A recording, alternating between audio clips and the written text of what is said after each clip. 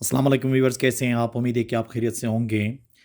आज इस क्लास के अंदर हम मैनी और मच में क्या डिफरेंस हैं, क्या फ़र्क है, बिटवीन और एमंग में क्या फ़र्क है, सम और एनी में क्या फ़र्क है, फादर और फर्दर में क्या फ़र्क है, मतलब ये अल्फाज कहाँ कहाँ इस्तेमाल होते हैं, इनमें क्या फ़र्क है, आज के इस लेक्चर में हम तफसीलन डिस्कस कर लेंगे।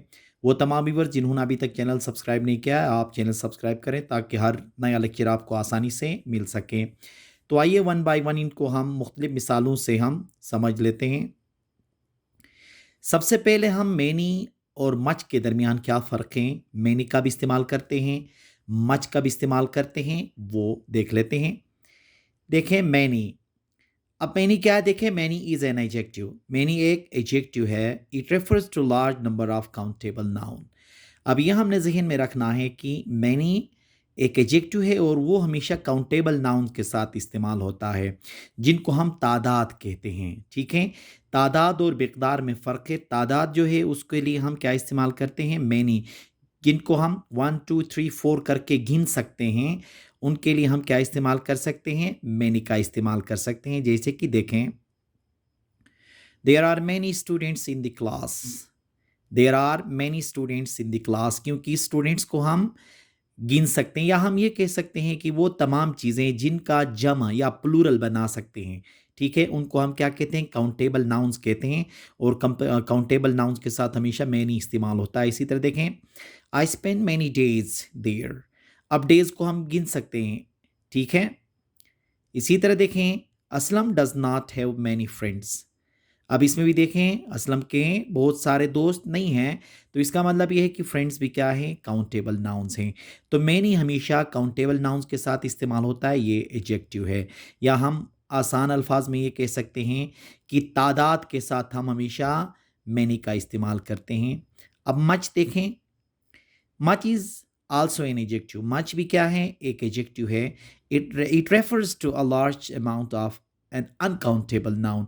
अब ये हमेशा अनकाउंटेबल नाउन जिनको हम गिन नहीं सकते, या हम ये कह सकते हैं कि इनके प्लूरल हम नहीं बना सकते, जमा हम नहीं बना सकते हैं, ऐसे नाउन्स के साथ हम मच का इस्तेमाल करते हैं। मतलब मिकदार के लिए हम मच का इस्तेमाल करते हैं।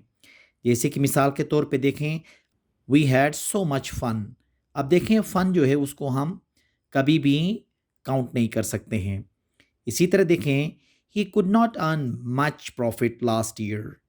अब प्रॉफिट जो है देखें ना, ये भी क्या है, अनकाउंटेबल है। It doesn't need much milk. It doesn't need much milk. Milk भी क्या है, अनकाउंटेबल नाउन है। तो इसके साथ हम क्या इस्तेमाल करेंगे, मच का इस्तेमाल। मतलब ये फ़र्क है कि मैनी हमेशा काउंटेबल के साथ होता है और मच हमेशा अनकाउंटेबल नाउन के साथ हम इस्तेमाल करते हैं। दूसरा है हमारे पास बिटवीन और एमंग। ठीक है, अब बिटवीन कहाँ इस्तेमाल होता है, देखें, between is use to describe something being in the middle of two other things. मतलब दो चीज़ों के दरमियान के लिए हम क्या कहते हैं, बिटवीन कहते हैं। बिटवीन हमेशा दो चीज़ों के दरमियान को, ठीक है। मिसाल के तौर पे देखें, he stood between his mother and his father. इसका मतलब ये हुआ कि मदर और फादर क्या हैं, दो हैं, और दरमियान में वो बैठा हुआ, तो बिटवीन का इस्तेमाल कर लेंगे। Ahmed works between 9 AM and डे 5 PM एवरी डे। अब यहाँ पे भी देखें ना, दो पॉइंट्स हैं, उनके दरमियान वो काम करता है। तो दो चीज़ों के दरमियान को हम हमेशा क्या कहते हैं, बिटवीन कहते हैं। लेकिन अमंग का भी इस्तेमाल होता है, देखें, among is used to portray the idea of being part of a group or in the midst of a group। मतलब बहुत लोगों के दरमियान को हम क्या कहेंगे, among कहेंगे। दो के दरमियान के लिए हम between का इस्तेमाल करेंगे, और बहुत सारों के दरमियान में अगर हो गए तो क्या कहेंगे, उसके लिए among का इस्तेमाल करेंगे। जैसे कि देखें, divide this among yourself। ठीक है, divide this among yourself, मतलब बहुत सारे हैं तो उनके लिए हम क्या कहेंगे, इसको अपने दरमियान तकसीम कर लो। इसी तरह से देखें, there were ducks among the geese. अब यहाँ पे भी देखें, गीज के दरमियान क्या है, डक्स हैं। I sat among the other students. अब स्टूडेंट्स बहुत सारे हैं तो फिर क्या करूँगा मैं, इसके लिए among का इस्तेमाल करूँगा, मतलब मैं बहुत सारे स्टूडेंट के दरमियान में बैठा हुआ था कहने के लिए, या बैठ गया कहने के लिए, ठीक है। तो इसका मतलब ये हुआ कि दो के दरमियान के लिए हम बिटवीन का इस्तेमाल करते हैं और बहुत सारों के दरमियान के लिए क्या करेंगे, हम among का इस्तेमाल कर लेंगे। सम और एनी देखें, सम और एनी में क्या फ़र्क है। सम is use in positive sentences, ये जहन में रख लीजिएगा, हमेशा अफर्मेटिव सेंटेंसेस या पॉजिटिव सेंटेंसेस के अंदर सम का इस्तेमाल कर लेते हैं। जैसे कि आई हैव सम आइडियाज़, क्योंकि ये सेंटेंस कौन सा है, पॉजिटिव है। इसी तरह से देखें, he has some interesting stories, ये भी क्या है, अफर्मेटिव सेंटेंस है, तो सम का इस्तेमाल कर लेंगे। आई हैव सम क्वेश्चंस, ये भी क्या है, पॉजिटिव सेंटेंस है। तो इसका मतलब ये है कि सम हमेशा कहाँ इस्तेमाल करते हैं, पॉजिटिव में, कुछ के लिए आता है, ठीक है ये। लेकिन एनी देखें, any is use in negative and interrogative sentences. अब एनी हमेशा क्या होगा, ये नेगेटिव और इंट्रोगेटिव में होगा, या अफर्मेटिव में नहीं हो सकता है। अफर्मेटिव में कुछ कहने के लिए सम का इस्तेमाल करेंगे, लेकिन नेगेटिव में कुछ कहने के लिए हम क्या कहेंगे, एनी का इस्तेमाल करेंगे। देखें जैसे कि I don't have any idea, मेरे पास कोई आइडिया नहीं है, मेरे पास कोई आइडिया नहीं है, और सेंटेंस क्या है, नेगेटिव है, इसलिए यहाँ पे क्या इस्तेमाल हो गया, एनी का इस्तेमाल हुआ।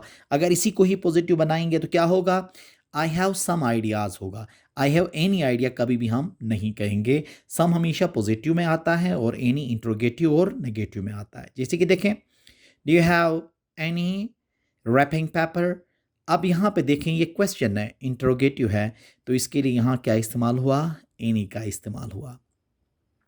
Do you have any question, अब इसमें भी देखें, इसमें भी क्या है, क्योंकि ये सवाल है, इंट्रोगेटिव है, तो उसमें भी क्या है, जैसे कि आपके पास, या आपके पास कोई सवाल है कहने के लिए, या कोई सवाल है कहने के लिए, तो यहाँ पे क्या हो गया, एनी का इस्तेमाल हो गया, ठीक है।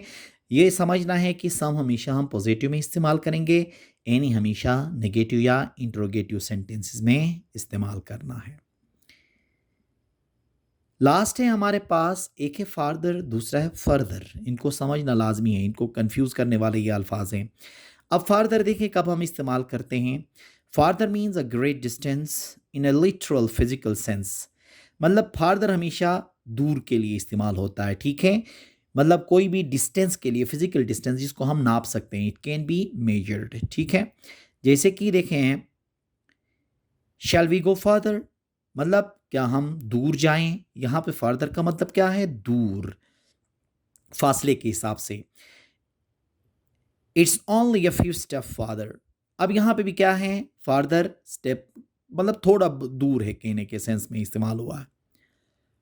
अब फर्दर का इस्तेमाल कब करते हैं, देखें, further is a greater figurative और मेटाफोरिकल डिस्टेंस। अब ये फर्दर का मतलब है मजीद, ठीक है। मजीद के लिए हम क्या इस्तेमाल करते हैं, फर्दर का इस्तेमाल करते हैं। फार्दर का इस्तेमाल दूर के लिए है, फर्दर का इस्तेमाल किस चीज़ के लिए है, मजीद के लिए, मतलब कोई भी चीज़ के दरमियान मजीद कुछ करने के सेंस में ये इस्तेमाल होता है। जैसे कि देखें, I wanted to discuss it further, मतलब मैं इसको मज़ीद डिस्कस करना चाहता था, मज़ीद, ठीक है। But we didn't have time, लेकिन हमारे पास टाइम नहीं था। Further research is needed into the subject, अब यहाँ पे भी देखें ना, मज़ीद रिसर्च की ज़रूरत है कहने के लिए आया है।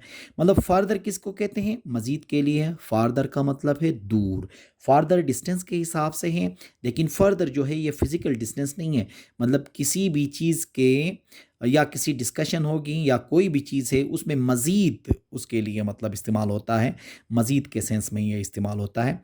तो ये अल्फाज कभी कभार हम क्या कर लेते हैं, गलत जगहों में इस्तेमाल कर लेते हैं। इनको अगर सही तरीके से हम इस्तेमाल करें तो हमारे सारे सेंटेंसेस क्या होते हैं, करेक्ट होते हैं।